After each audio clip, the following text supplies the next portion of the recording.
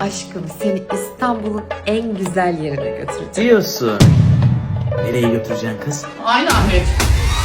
Abi ölürüm. Niye böyle olmaz? Ay baba. Ölürüm çömeği. Ne oldu? Korktum az çömeği. Dayan görün ne oldu? Ölürüm aynı. Başıma vur delenki başın ölür aynı.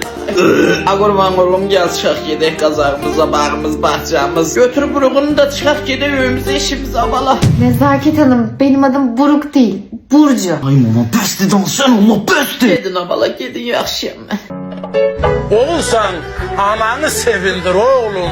Ana sevilende Allah sevindir.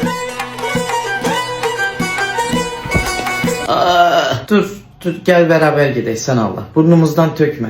Onda koy üstüme bir şey giyinim gelirim atama. Elə bir biraz pis idin nəsə. Yaxşı oldun maşallah. Bayağı yaşlı oldum. Şükür yaradana. Gel.